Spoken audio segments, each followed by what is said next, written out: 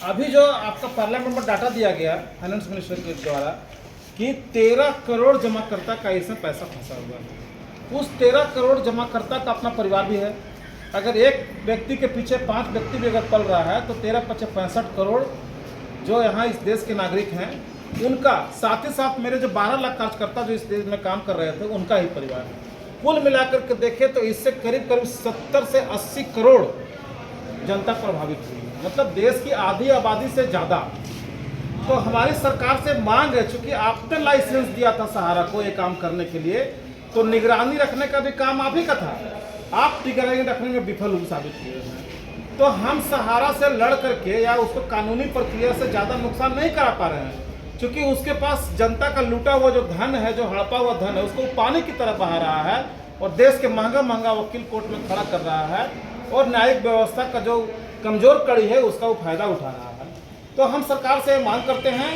खास करके सहकारिता मंत्रालय से मांग करते हैं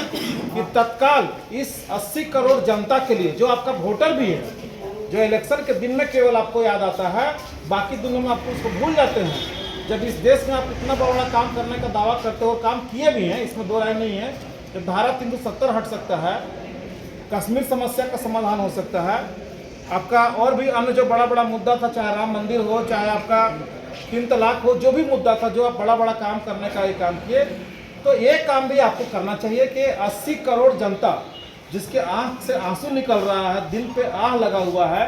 कौन व्यक्ति किस समय आत्महत्या कर ले कोई नहीं जान रहा है, इस अवस्था में लोग पहुंच गया है। इसका आंखों का आंसू पोंछने के लिए कम से कम 2 लाख करोड़ रुपए का आप तत्काल राहत पैकेज का घोषणा करें और ये 2 लाख करोड़ रुपया जो है आप इनको दे करके इनका भुगतान कराइए और ये पैसा आप सहारा जैसी संस्था से जिसको आपने लाइसेंस दिया उससे आप वसूल लीजिए। वो आपको चाहे उसमें जितना समय लगे, और इस काम में आपसे अच्छा कोई और नहीं कर सकता है। चूँकि अमित शाह जैसे व्यक्ति जो हमारे देश के गृह मंत्री हैं,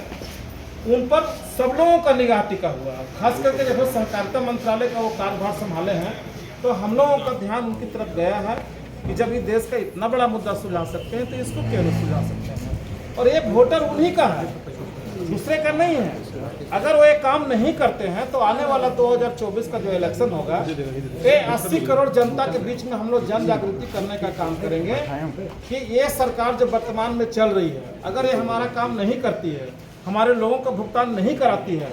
तो इनके विरोध में हम वोटिंग करने का काम करेंगे। उसके लिए चाहे जो भी